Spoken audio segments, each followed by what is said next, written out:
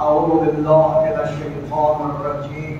بسم الله الرحمن الرحيم. الحمد لله رب العالمين. الصلاة والسلام على أشرف الأنبياء والمرسلين حبيب إله العالم أبي العاصم المصطفى محمد.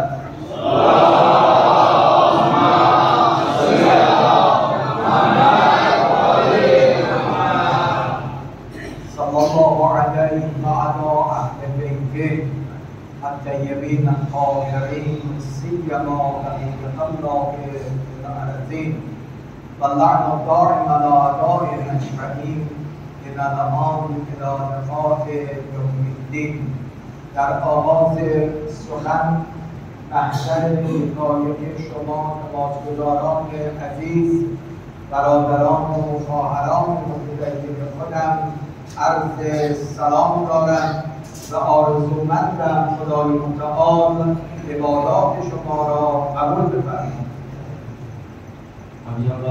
हम तो सनाए परवरदिगार खुतबे के बाद परवरदिगार आलम से दुआ गो में और तमाम मोमिनीन मोमिनात अर्ज़ कर रहे हैं कि मैं आप तमाम मोमिनीन मोमिनात मेरे भाई सबकी खिदमत में सलाम अर्ज़ कर रहा हूँ और खुदावंद आलम से दुआ गो कि परवरदिगार आलम आपकी तमाम नमाज़ी तमाम दुआएं कबूल फरमाए। امروز روز جمعه بود. جمعه در روایات ما داریم که سید الایام است و ما انتظار داریم انشاءالله آخرین ذخیره امامت حضرت مهدی ارواحنا له الوداع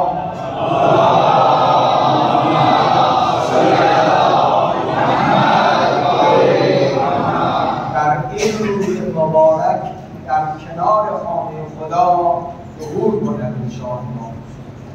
यह अर्ज कर रहे हैं कि आज जुम्मे का दिन था और जुम्मे के बारे में रिवायत है कि जुम्मा तमाम दिनों का सरदार है और जो इमामत की बाकी कड़ी हैं हमारे आखिरी इमाम वो इसी दिन इंशाअल्लाह जुम्मे के दिन खाने काबा के पास ज़रूर फरमाएंगे और उनके साथ होंगे इंशाअल्लाह। ما به عقیده شیعه 14 معصوم داریم، 12 امام، اما این 12 امام 11 تای اونها امام ما هستند، اما امام 12 علاوه بر اینکه امام ما هستند امام زمان ما هستند. हम शीरों के अकीदे में 14 मासूम हैं जिनमें 12 इमाम हैं और इन 12 इमामों में से 11 इमाम वो हैं जो हमारे इमाम हैं, लेकिन 12वें इमाम जो सिर्फ हमारे पूरे ज़माने के इमाम हैं। از بنابراین ما وظیفه داریم علاوه بر اینکه با 11 امام ارتباط داشته باشیم اما با امام زمانمون باید ارتباطمون ویژه باشه. हम सबको जिस तरीके से 11 इमामों से खास ताल्लुक़ होना चाहिए लेकिन 12वें इमाम से हमारा ताल्लुक़ कुछ ज़्यादा ही खास होना चाहिए। در روایت داریم وجود مقدس حضرت مهدی روزی 100 مرتبه ما شیعیان رو یاد می‌کند. پس ما هم وظیفه داریم شب و روز امام زمان خود را یاد کنیم. रिवायात में है कि इमाम ज़माना कम से कम 100 बार रोज़ाना शियों को याद करते हैं, लिहाजा ये रिवायत है कि 100 मरतबा कम से कम शियों को याद करते हैं, लिहाजा हमारा भी फ़र्ज़ है कि दिन रात अपने वक्त के इमाम को याद करें।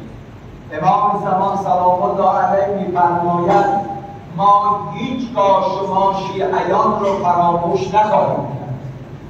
इमाम फरमाते हैं कि हम कभी भी आप शियों को कभी भी नहीं भुलाएंगे। پس ما هم وظیفه داریم در حق امام زمانمون دعا کنیم. बस हमारी भी जिम्मेदारी है कि हम भी अपने इमाम ज़मान के लिए दुआ करें। بهترین دعا فرمودن دعا برای سلامتی امام زمان است.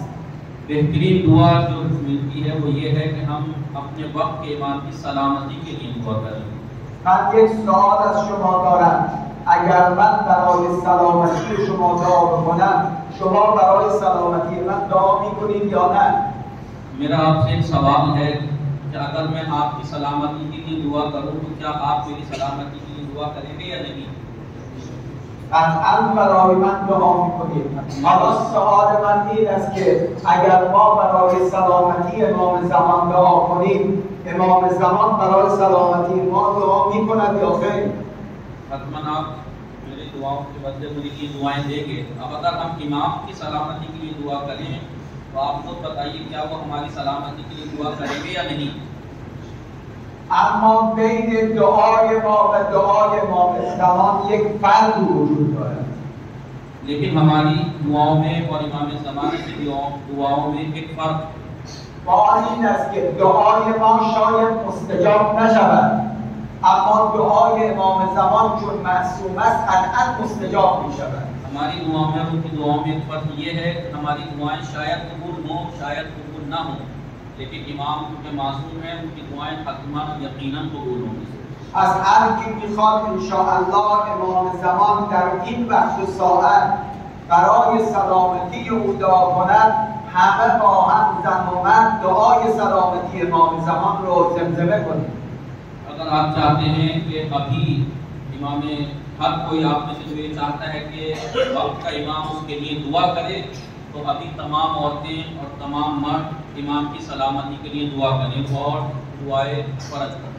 از آداب دعا این است موقع دعا دستاتون رو بلند کنید. दुआ के आदाब में से ये है कि दुआ के वक्त अपने हाथों को बुलंद किया कीजिए। مثل آدم نیازمندی که دستش را به سوی آدم غنی دراز می‌کند. उस ज़रूरतमंद इंसान की तरह जो गरीब और फकीर है वो मालदार के आगे हाथ बुलंद करता है, इस तरीके से हमें भी अपने हाथों को दुआ के वक्त बुलंद करना चाहिए ज़रूरतमंद की तरह। همه ماها فقیر در خانه خدا هستیم. हम सब खुदा के घर के फकीर हैं। لذا در نماز در رکعت دوم وقتی قنوت می‌خوانیم دست رو مقابل صورت می‌گیریم. लिहाजा जब हम नमाज पढ़ते हैं दूसरी रकात में जब कुनूत पढ़ते हैं तो अपने हाथों को अपने चेहरे के सामने बुलंद करते हैं। این معناش اینه که خدایا دست من خالی است، نیاز من را برآورده کن. इसका मतलब ये है कि हम अपने खुदा के सामने अपने हाथ फैलाते हैं कि हमारा हाथ खाली है, तो परवरदिगार हमारी दुआओं को मुस्तजाब फरमा। از هممون دست بلند می‌کنیم به سمت آسمان و دعای سلامتی امام زمان رو زمزمه کنیم. लिहाजा हम सब अभी अपने हाथों को बुलंद करेंगे और इमाम की सलामती के लिए दुआए सलामती इमाम ज़मान पढ़ेंगे। همه جمعیت دستاتون رو مقابل صورت بگیرید. तमाम पब्लिक अपने हाथों को अपने चेहरे के सामने बुलंद कीजिए। حاجاتتون رو در نظر بگیرید. अपनी तमाम हाजतें अपनी तमाम दुआएं दिल में रखिए, ذहन में लाइए و از خدا بخواهید که ما را مشمول دعای امام زمان کند. और खुदा से हम ये दुआ करें कि खुदा हमें इमाम ज़माना की दुआओं में शामिल फरमाए। همه با هم دعای سلامتی امام زمان رو زمزمه کنیم. सब मिलकर दुआए सलामती इमाम ज़माना पढ़िए। بسم الله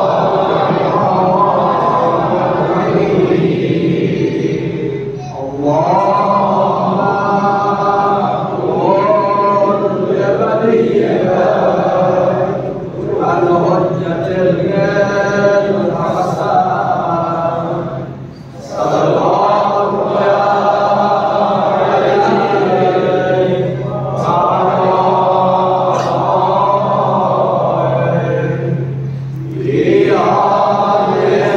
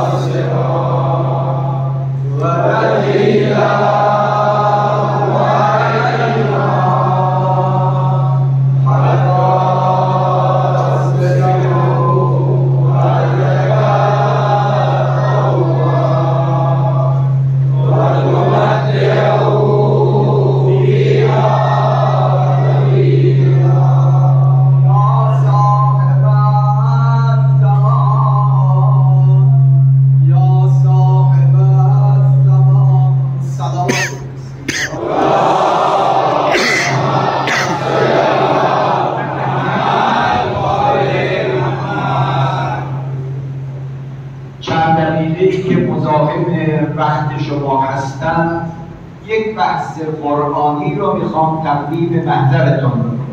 थोड़ा वक्त जो मैं आपका वक्त दे रहा हूँ मैं चाहता हूँ कि कुरान के लिए कुछ و آن با یک سوال شروع میکنم. वो बात मैं एक सवाल से शुरू करता हूँ. و آن این است که 124,000 پیغمبر از طرف خدا برای چه هدفی آمدند؟ सवाल ये है कि 1,24,000 अम्बिया खुदा की तरफ से किस हदफ और किस मकसद और किस रीजन की वजह से आए. خدا کتاب‌های آسمانی مثل تورات، انجیل، زبور و قرآن را برای چه نازل کرده است؟ खुदावंद आलम ने किताबें तौरात, ज़बूर, इंजील, कुरान किस लिए नाज़िल किया है. و 12 امام بعد از پیغمبر برای چه منصوب کرده است؟ और पैगंबर के बाद 12 इमाम किस लिए नस्ब फरमाए हैं, किस लिए मुअय्यन फरमाए हैं. هدف همه اینها برای این است که انسان را با خدا آشنا کنند. इन सब का मकसद और हदफ यही है कि इंसान को खुदा से आशना करें. لذا شعار 124,000 پیغمبر اولین شعارشون این بوده است لا اله الا الله. लिहाजा 1,24,000 अम्बिया का सबका एक ज़ैड यही नारा था ला इलाहा इल्लल्लाह. پیغمبر وقتی مکه را فتح کرد کنار خانه خدا بیش از 400 تا بت بوده است. پیغمبر با دست مبارک خودش و دست مبارک امیرالمؤمنین همه این خداهای دروغین رو از بین برد. فتح मक्का के बाद खाना काबा के अतराफ में खाना काबा में 400 बुत थे कि जिसको अपने हाथों से और अली अलैहिस्सलाम के हाथों से जो कि झूठे खुदा थे उन सबको तोड़ा. فرمود آی مردم اگر میخواهید سعادت دنیا و آخرت رو به دست بیارید قولوا لا اله الا الله تفلحوا. उसके बाद तमाम लोगों से ये फरमाया कि ऐ लोगों अगर तुम दुनिया और आखिरत की कामयाबी और सआदत चाहते हो तो ला इलाहा इल्लल्लाह कहो तुफलिहु तो तुम कामयाब हो जाओगे. از همه انبیا اومدن که ما را بنده خدا کنند. लिहाजा तमाम अंबिया आए ताकि हमें खुदा का बंदा बनाएं. چون در سایه بندگی خدا است که آدم هم سعادت دنیا را به دست می آورد و هم سعادت آخرت را به دست می آورد. लिहाजा ये इसी वजह से है कि इंसान दुनिया और आखिरत की तमाम कामयाबियां हासिल कर सकता है. برادران و خواهران ما اگر دنیایی میخوایم اون دنیایی است که باید زیبا باشه. लिहाजा हम अगर दुनिया चाहते हैं तो दुनिया ऐसी होनी चाहिए जो खूबसूरत हो. دنیایی که در او ظلم وجود نداشته باشه. ऐसी दुनिया की जिसके अंदर कोई जुल्म ना हो. دنیایی که باید در اون مهر و محبت باشد. एक ऐसी दुनिया जिसके अंदर सिर्फ मोहब्बत हो और प्यार हो. اسلامی که ما داریم میگوید اگر مسلمانی شب سیر بخوابد اما همسایه او گرسنه باشد اون مسلمان نیست. हम जिस इस्लाम को रखते हैं जो इस्लाम हमारा है वो ये कहता है कि अगर कोई इंसान पेट भरा सो जाए और उसका पड़ोसी भूखा हो तो वो मुसलमान नहीं है. ما به این اسلام خودمان و به این پیغمبر خودمان افتخار میکنیم. हम ऐसे दीन ऐसे इस्लाम और अपने पैगंबर पर फख्र करते हैं. اما اگر ما دستمون رو در دست خدا بگذاریم چه ثمره و نتیجه‌ای گیر ما میاد؟ अगर हम अपना हाथ खुदा के हाथों में दे दें तो क्या नतीजा हमें मिलेगा. ما در دعای جوشن کبیر که ماه رمضان میخوانیم خدا را به عنوان بهترین رفیق معرفی میکنیم. वो जुमला जो दुआए रोशन कबीर में हम पढ़ते हैं माह मुबारक रमज़ान में उसमें खुदा को बेहतरीन रफ़ीक और बेहतरीन दोस्त के नाम से जानते हैं और याद करते हैं. تو این دعا خدا به خدا خطاب میکنیم یا رفیق من لا رفیق له، یعنی ای خدایی که رفیق میشدی برای کسی که رفیقی ندارد.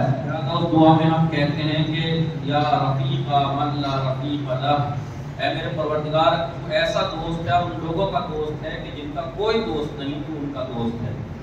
ما اگر بخوایم بگیم بهترین دوست کیست، بگیم پدر، میگم نه، مادر نه، زن نه، بچه نه. پس کیه بهترین رفیق؟ میگویم بهترین رفیق خداست. अगर कहें कि बेहतरीन दोस्त कौन है, तो बाप का नहीं, माँ का नहीं, औलाद का नहीं, अगर बेहतरीन दोस्त अगर कोई है तो सिर्फ खुदा। चरा बेहतरीन रफीक खुदास्त। क्यों बेहतरीन दोस्त खुदा है, क्यों है? من از نگاه قرآن جوابشو میدم. मैं कुरान की निगाह से आपको इसका जवाब देता हूँ। ویژگی‌های بهترین رفیق کدامه؟ बेहतरीन दोस्त की जो खुसूसियात हैं, अलामतें हैं, वो क्या हैं? یک، اولین ویژگی بهترین رفیق آن است که همه جا با من باشد. पहली खुसूसियत दोस्त की ये है कि वो हर टाइम हर जगह वो मेरे साथ हो। کدام رفیقی است که همه جا با من باشه، تو خونه با من باشه، بیرون خونه با من باشه، تو هوا با من باشه، تو دریا با من باشه. खुदा एक ऐसा दोस्त है कि जो घर में हो तो बाहर हो तो हवा में हो तो जहाँ भी हो वो हमारे साथ है। تنها رفیقی که همه جا با انسان است خداست. अकेला और तन्हा तरीन दोस्त कि जो हर जगह इंसान के साथ है वो फकत खुदा है। قرآن می‌فرماید خدا معکم اینما کنتم، خدا با شماست هر کجا که باشید. खुदा कहता है कि जहाँ भी तुम रहोगे खुदा तुम्हारे साथ है। ऐनमा कुंतुम, जहाँ भी तुम रहोगे खुदा तुम्हारे साथ है। شما میتونید جایی پیدا بکنید شما باشید و خدا نباشد؟ आप कोई ऐसी जगह तलाश कर सकते हैं कि आप हो वहाँ पर खुदा ना हो? میتونید پیدا کنید؟ क्या आप तलाश कर सकते हैं ऐसी जगह दुनिया के किसी हिस्से में या कहीं भी कि जहाँ आप हो और खुदा ना हो? یه داستان برای شما میگویم. एक किस्सा, एक दास्तान मैं आपको बयान करता हूँ। در یک مدرسه معلم به یکی از شاگردان خیلی علاقه نشون میداد. شاگردان دیگر به معلم اعتراض کردند: آقای معلم چرا این دانش آموز رو از سایر دانش آموزهای دیگر بیشتر دوست دارید؟ एक मदरसे में उस्ताद एक तालिब इल्म से ज्यादा रग़बत रखता था। बाकी ने एतराज किया कि उस्ताद आप इससे ज्यादा रग़बत क्यों रखते हैं, ऐसा क्यों करते हैं? استاد گفت چون این شاگرد یک ویژگی دارد که شماها ندارید. उस्ताद ने कहा कि इस शागिर्द, इस तालिब इल्म के अंदर ऐसी खुसूसियत है जो आपके अंदर नहीं है। گفت مگر این دانش آموز چه ویژگی دارد ما نداریم؟ सबने कहा कि इसके पास ऐसी कौन सी खुसूसियत है जो हमारे पास नहीं है? گفت یه روزی امتحان میکنم همه‌تون متوجه میشوید که این دانش آموز همه شما زرنگ‌تر است. एक दिन मैं तुम्हारा इम्तिहान होगा और उस दिन साबित करूंगा कि ये तालिब इल्म तुम सबसे ज्यादा होशियार और समझदार हो। مدتی گذشت، معلم رو کرد به شاگردان گفت فردا همه‌تون یک مرغ بردارید یه جایی برید گردنشو بزنید که هیچ کس شما را نبیند. एक दिन उस्ताद ने तुल्लाब से कहा कि तुम सब एक मुर्गी लो और उसको ऐसी जगह जाकर ज़िबा करके लाओ जो तुम्हें कोई न देखे जिस जगह पर। فردا همه دانش آموزا مرغی که سرش بریده آوردن. अगले दिन तमाम तुल्लाब मुर्गी को ज़िबा करके लेके आए। اما اون دانش آموز زرنگ با مرغ زنده آمد. लेकिन वो होशियार समझदार तालिब इल्म जिंदा मुर्गी लेकर वापस आ गया। اون دانش آموزا به این دانش آموز خندیدن، گفتن این دانش آموز چقدر ذهنش ضعیفه، جای خلوتی پیدا نکرد که هیچ کس او را نبیند و مرغ را سر ببرد. तमाम तालिब इल्म उसके ऊपर हंसे और कहा कितना अहमक और बेवकूफ है, किसी ऐसी जगह ही नहीं मिली कि जहाँ पे ज़िबा करके ले आता, जिंदा लेके आ गया। لذا همه اینو مسخره میکردن. लिहाजा सबने उसकी मजाक उड़ाई। معلم اومد دید همه دانش آموزا مرغ را سربریده آوردن، اما این دانش آموز زرنگ مرغ را زنده آورد. उस्ताद आया, देखा देखा कि तमाम तुल्लाब ज़िबा करके लेके आए थे, लेकिन ये समझदार तालिब इल्म ज़िबा करके लाए थे बाकी दो तालिब इल्म, लेकिन ये तालिब इल्म जिंदा मुर्गी लेकर आ गया था। اما معلم از این دانش آموز سوال کرد چرا همه مرغ‌ها را سربریده آوردن اما تو زنده آوردی؟ उस्ताद ने इस तालिब इल्म होशियार तालिब से कहा कि क्यों जब सब लोग ज़िबा करके लाए हैं तो तुम जिंदा कैसे लेके आ गए? دانش آموز زرنگ گفت آقای معلم شما به ما تکلیف دادید مرغ را جایی سر ببرید که هیچ کس شما را نبیند. उस्ताद आपने हमें एक ऐसी जिम्मेदारी दी कि मुर्गी को ऐसी जगह पर ज़िबा करना है जहां पर कोई ना देखे। اما من هر کجا رفتم یک نفر همیشه مرا میدید و نمیتوانستم از دیدن او مخفی باشم. लिहाजा मैं जहां भी गया एक फर्द ऐसा था कि जो हर वक्त मुझे देख रहा था, हर जगह मेरे साथ मौजूद था, लिहाजा मैं ज़िबा नहीं कर सका। معلم گفت اون یک نفر کی بود؟ ने कहा वो एक नफर कौन था? و آقای معلم من هر کجا رفتم خدا را بالای سر خودم دیدم، او مرا دید و میبیند و خواهد دید، لذا من نتونستم مرغ را سر ببرم.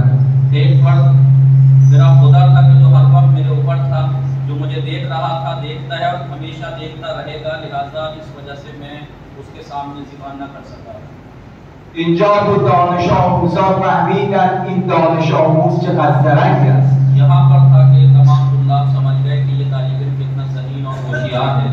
پس برادران و خواهران دست در دست خدایی بگذاریم که همه جا هست و ما را می‌بیند. लिहाजा भाइयों और बहनों अपना हाथ उस खुदा के हाथ में दो कि जो हमारे साथ हर जगह है और हमें देख रहा है। ویژگی دوم رفیق خوب آن است که همه خواسته های و نیازهای تو را بداند. दूसरी दोस्त की अच्छे दोस्त की खासियत ये है, दूसरी खासियत ये है कि वो अपने दोस्त की तमाम ख्वाहिशात और तमाम ज़रूरतों को जानता है।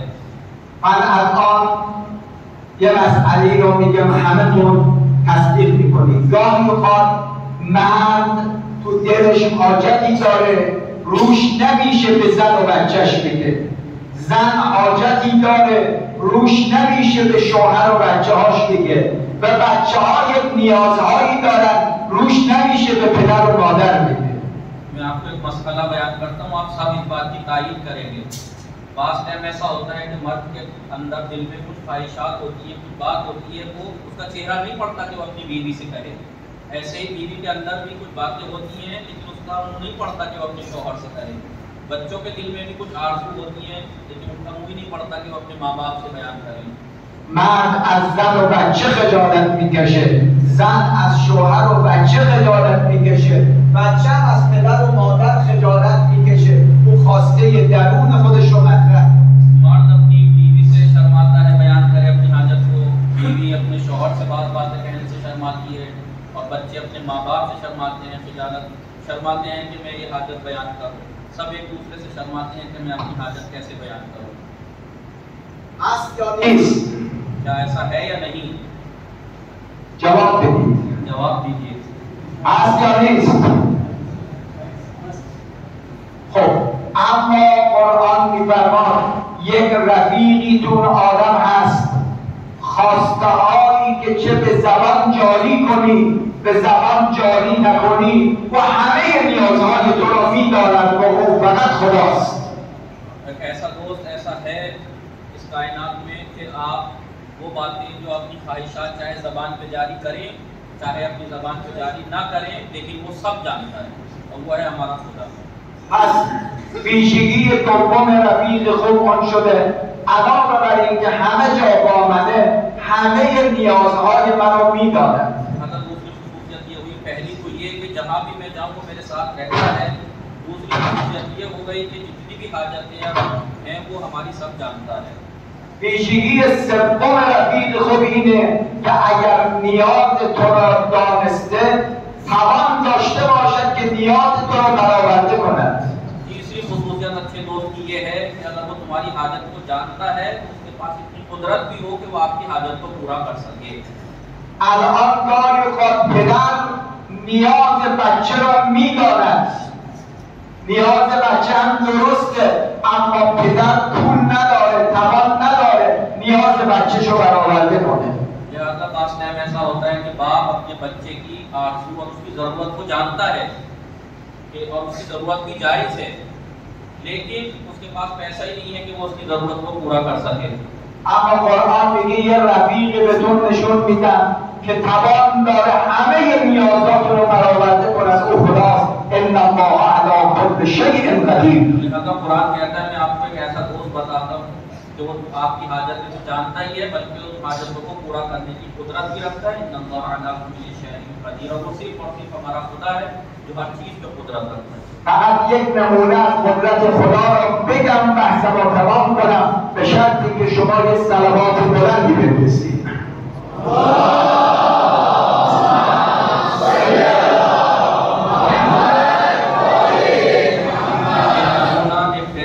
खुदा की कुदरत का बयान करके खुदा की कुदरत क्या है उसके बाद बात को तमाम करूंगा, लेकिन इस शर्त के साथ पहले आप एक दुरूद पढ़ें। همه شما داستان لیلة المبیت را شنیدید، شبی که 40 نفر به نمایندگی از 40 قبیله به خانه پیغمبر آمدند تا پیغمبر را در بستر بکشند. आप सब शब मबीत के बारे में सुना ही होगा। लैलतुल मबीत वो शब हिजरत, लैलतुल मबीत शब हिजरत में जब 40 कबीले से 40 लोग इकट्ठा हुए ताकि रसूल का खत घेर के रसूल अकरम सल्लल्लाहु अलैहि वसल्लम को शहीद कर दें। علی علیه السلام جای پیغمبر خوابید، پیغمبر و جناب ابی بکر رفتن به غار ثور. लिहाजा मौलाए कायनात नबी अकरम के बिस्तर पर सोए और नबी अकरम अबू बकर के साथ गार सौर की तरफ चले गए। امیر المؤمنین تو بستر پیغمبر، پیغمبر و ابی بکر تو غار ثور. این 40 نفر اومدن تو خونه پیغمبر، پیغمبر رو نیافتن، به دنبال پیغمبر راه افتادن تا در غار ثور رسیدن. लिहाजा 40 लोग जब वहाँ पर पैगंबर को नहीं पाया, अली को पाया, लिहाजा उनके पीछे पीछे वो गार सौर की तरफ चले। خب پیغمبر کسی است که خدا جهان را به خاطر او آفرید. पैगंबर वो है कि जिनके खातिर खुदा ने इस कायनात को खल्क किया है। تو روایت داریم این 40 نفر تا در غار رسیدن. रिवायात में है कि ये 40 लोग उस गार के दरवाजे तक पहुंच गए थे। رفیق پیغمبر جناب ابی بکر گفت یا رسول الله دیگه کارمون تمام شد. आपके साथी जो आपके साथ थे अबू बकर, वो भी उन्होंने भी अपनी हार मान ली कि आप तो कहा पैगंबर या नबी अल्लाह, तो हमारा काम तमाम हो गया। اما پیغمبر فرمود لا تخف ولا تحزن، نترس، محزون نباش. लिहाजा पैगंबर ने फरमाया ला तखफ वला तहज़न, ना डरो, खुदा हमारे साथ है।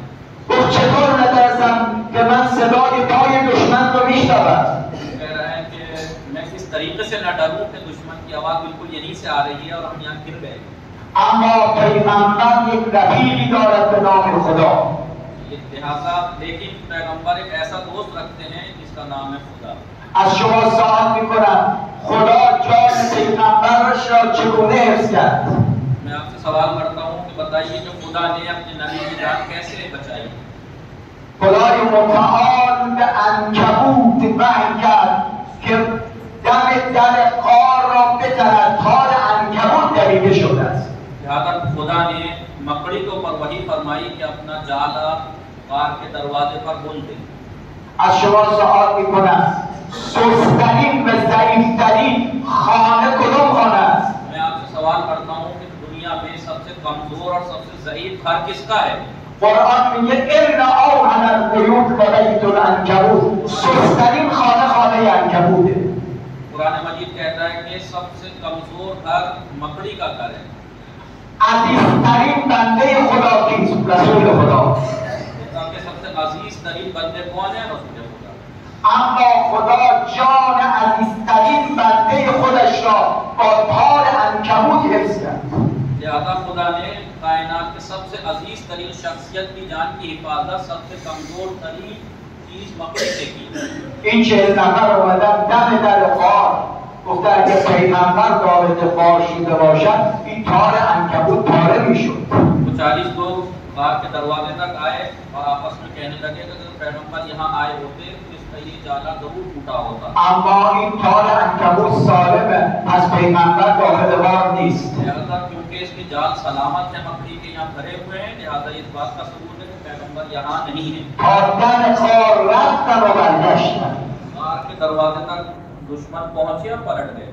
پس اگر خدا بخواهد منو نجات بدهد با یه تار عنکبوت نجات میدهد. लिहाजा खुदा अगर चाहे कि मुझे बचा ले तो वो एक मकड़ी के जाले से भी बचा सकता है। پس بیاییم این درس رو از پیغمبر بگیریم، یک رفیقی تو زندگیمون انتخاب کنیم، اون خدای تبارک و تعالی است. लिहाजा हम सब आए और एक ऐसा रफीक इंतखाब करें कि जो पैगंबर की तरह एक मकड़ी के जाल से हमारी हिफाजत कर सकता है, वो है हमारा खुदा। लिहाजा उसको हम इंतखाब करें।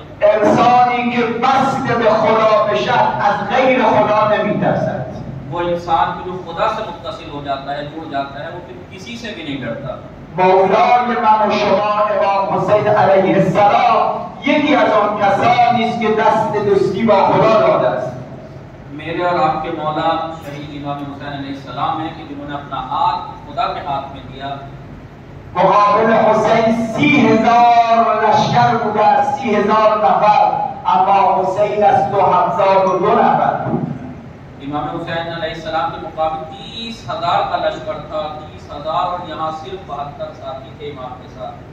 اما وقتی به حسین میگوید حسین بیا دست بیعت با یزید بده تا نجات پیدا کن، فرمود هیهات هیهات من الذلة، من حسین کشته میشوم اما زیر بار ذلت نمیروم. लिहाजा इमाम से कहा कि अगर तुम बचना चाहते हो तो यजीद की बैत कर दो तो तुम बच जाओगे। तो इमाम ने कहा हैहात हैहात मिन ज़िल्ला, मैं मरना पसंद करूंगा लेकिन मैं जुर्म के हाथ में अपना हाथ नहीं दूंगा। از شما سوال میکنم حسینی که رفاقت برقرار کرد با خدا برنده شد یا یزید؟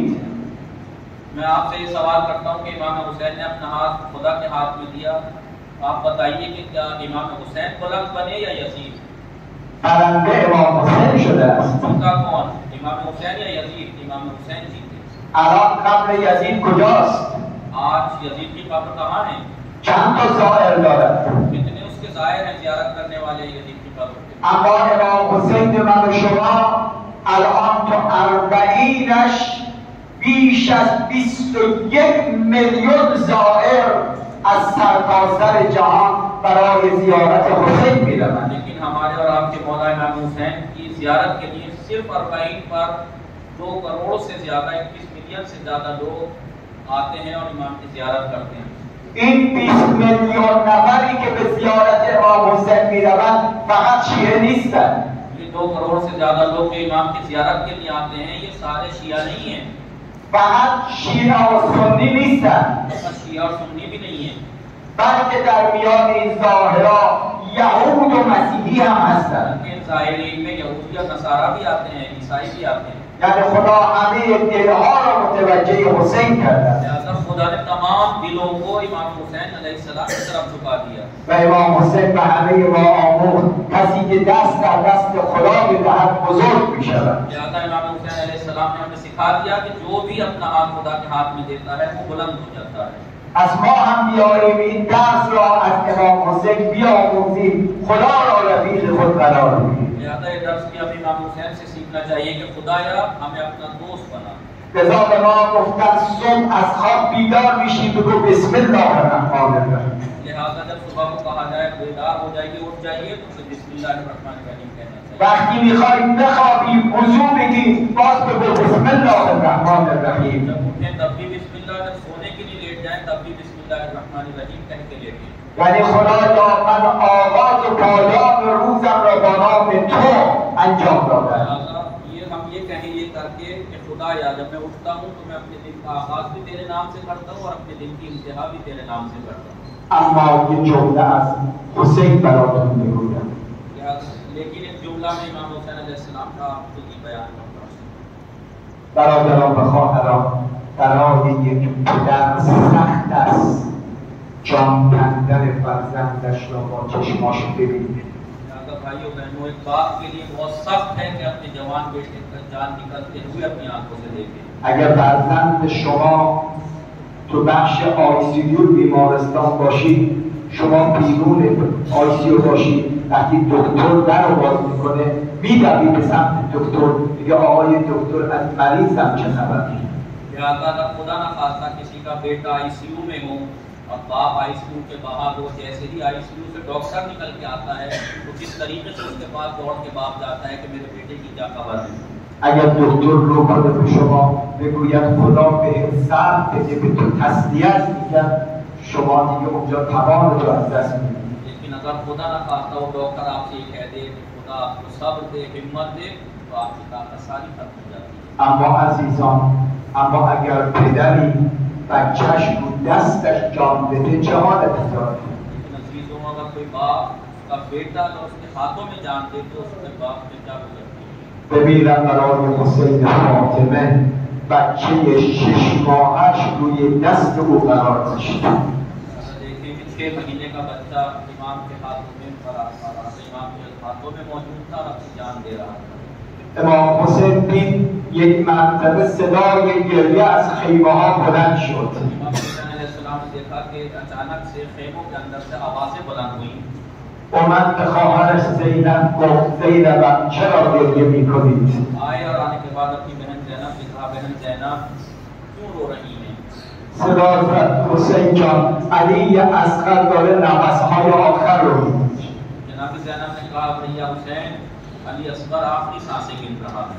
امام حسین صدا زد خواهرم طفل شیرخوار من رو به من بسپار. इमाम हुसैन ने कहा, बहन ज़ैनब, मेरे 6 महीने के बच्चे को मुझे सौंप दो.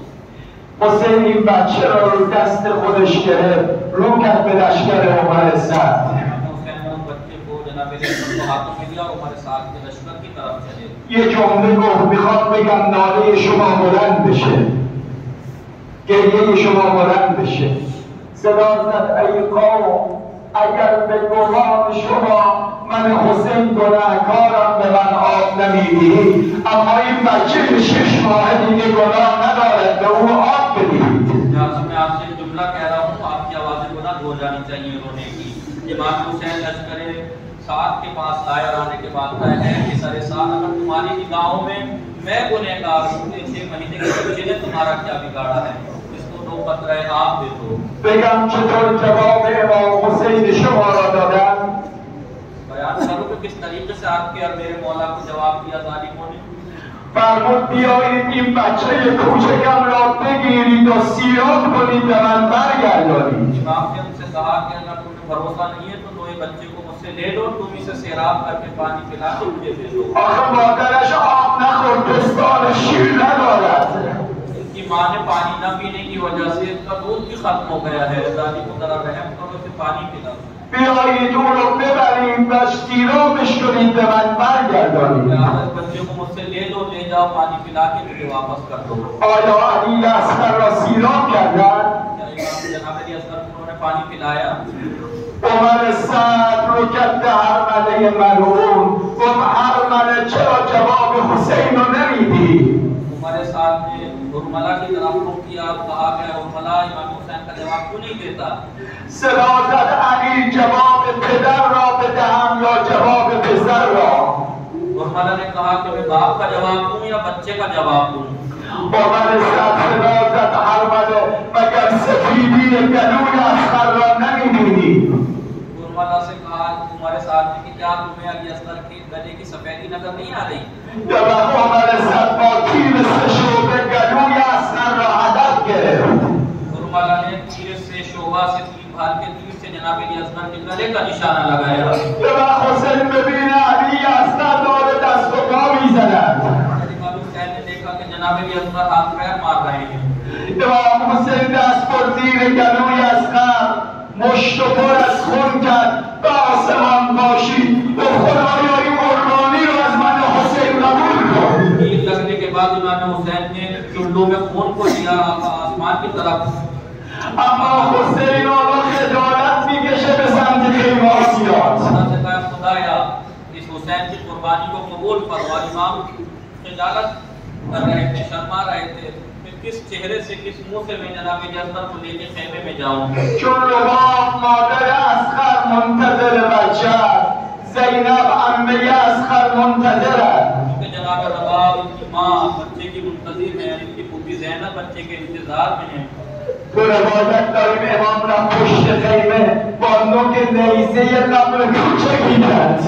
रिवायात में कि इमाम ने खेमे के पीछे एक छोटी सी कब्र खोदी که بدن اصغر را دفن کند. जनाब जसर के बदन को दफन करें।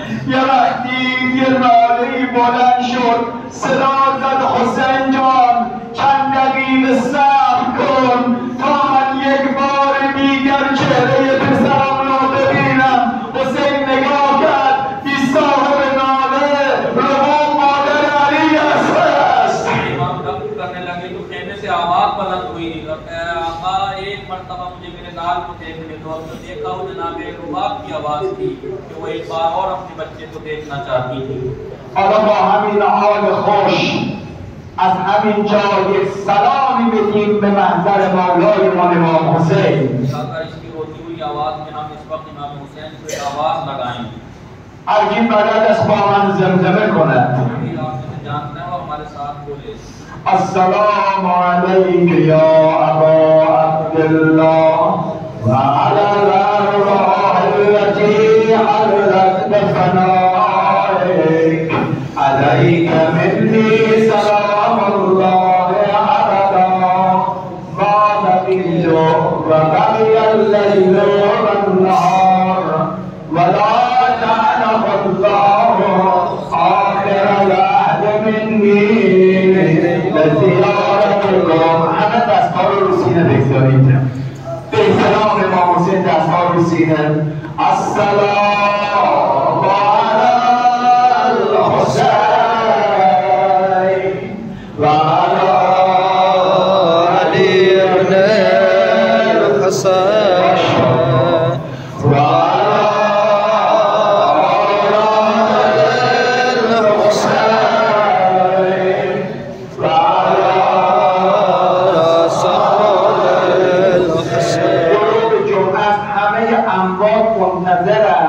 که ما برایشون یه حسنه و ثواب بفرستیم. जुमे के गुरूब का वक्त है, हमारे तमाम मुर्दे इंतजार में हैं कि हम उनके लिए कोई नेकी भेजें। چه ثوابی بهتر از سلام بر حسین و اصحاب حسین. इमाम हुसैन अलैहिस्सलाम और उनके असहाब पर सलाम से बेहतर क्या सवाब हो सकता है हमारे मज़लूमीन के लिए। پس یه بار دیگر سلام میدیم، ثوابش رو هدیه میکنیم به روی همه اموات و گذشتگان. एक दफा और हम इमाम को सलाम करेंगे और इसका सवाब अपने मज़लूमीन को भेजेंगे। یه بار دیگه ذکر کنیم. السلام علی الحسین و علی علی ابن الحسین و علی اولاد الحسین و علی اصحاب الحسین. خیلی از لطف و محبت شما مردم صمیمانه تقدیر و تشکر میکنم. दिल से मैं आप तमाम मुमिनीन की मोहब्बतों का दिल से शुक्रिया अदा करता हूँ। از اینکه با این شکوه و عظمت و نظم و انضباط مجلس رو اداره کردید. कि इतनी नज़्म व ज़ब्त और इतने अच्छे तरीके से आप सबने इस मजलिस को बर्पा किया। تشکر ویژه دارم از مولانا حجت الاسلام عابدی، اساتید حوزه و طلاب گرانقدر. और मैं सबका शुक्रिया खुसूसन मौलाना हुज्जतुल इस्लाम यासीन आबिदी और तमाम असातिज़ और तमाम तुल्लाब का खुसूसी शुक्रिया।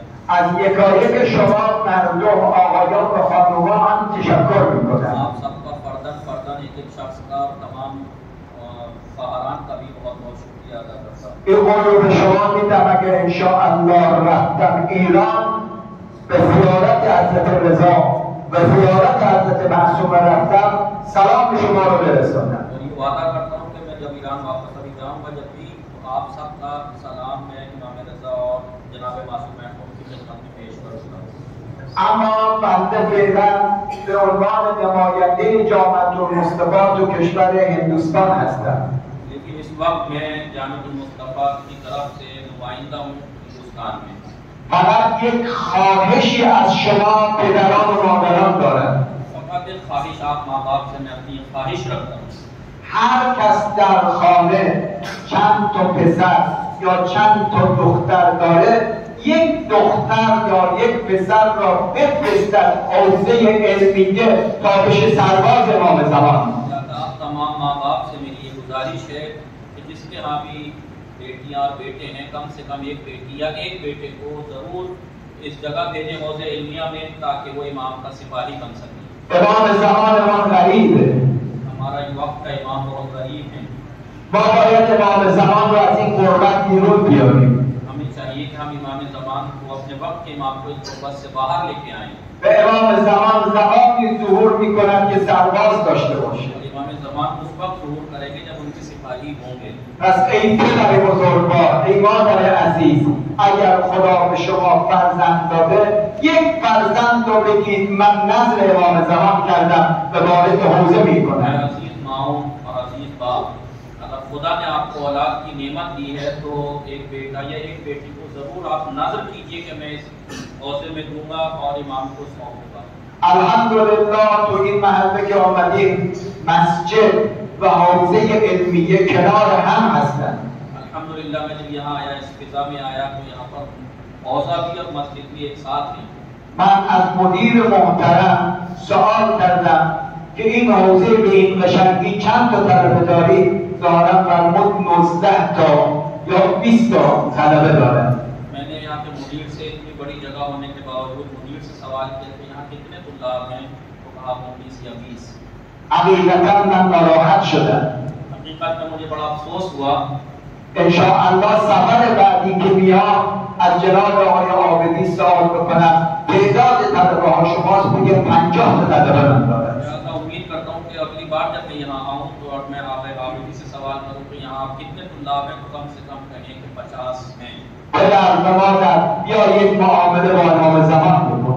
ऐ माँ ऐ बाप, आइए आप एक मामला हम इमाम वक्त से भी करें। یه بچه میخواد بازاری بشه، یه بچه میخواد پزشک بشه، یه بچه تا به سرباز امام زمان بشه. एक बच्चा हमारा तिजारती बने, एक बच्चा अगर डॉक्टर बने तो एक बच्चा हमारा इमाम का सिपाही भी बने।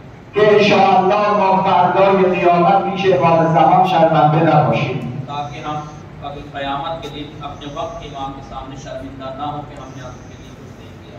ببینید یک بچه از یک شهر کوچک خمین متولد شد، اسمش رو گذاشتن روح الله الخمینی. این بچه اومد حوزه جهانی را متوجه اسلام کرده است.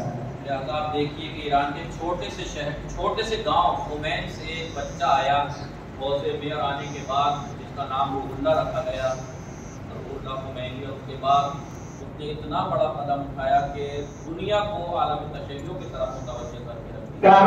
در ایران انقلاب به پا کرد و طاغوت را از ایران بیرون کرد. और ईरान के अंदर एक ऐसा इनकलाब बर्पा किया और फिर उस इनकलाब को ईरान से बाहर तक फैला दिया। شما در هندوستان سابقه درخشانی دارید. آیت الله سید مرتضی کشمیری از کشور شما، سید عبدالکریم کشمیری از هندوستان شماست، میر حامد حسین از کشور شماست. आपका जो पास्ट है, आपका जो माजी है हिंदुस्तान का बहुत ही चमकदार रहा है। मुर्तज़ा कश्मीरी हिंदुस्तानी थे, मीर हामिद हुसैन हिंदुस्तानी थे, इतने बड़े बड़े मुज्तहिद कि जो और मुज्तहिदीन को इजाज़त दिया करते थे, इतने बड़े मुज्तहिदीन थे वो यहीं के थे। پس شما هم یک بچه را به حوزه بسپارید، انشاءالله یک سید عبدالکریم کشمیری تحویل بشید. लिहाजा आप अपने बच्चों में से एक बच्चे को हौसले को सौंपें ताकि उनमें से कोई ना कोई मुर्तज़ा कश्मीरी की तरह बने। هر کی این خواسته من رو شنید انشاءالله یه لبه‌ای که به امام زمان میخواد بگه بلند صلوات بفرسته. जिसने भी मेरी इस तमन्ना को सुना और आरज़ू को सुना, अब वो अपने इमाम के सिपाही के लिए अपनी औलाद को देना चाहता है, वो दे और एक दुरूद पढ़े।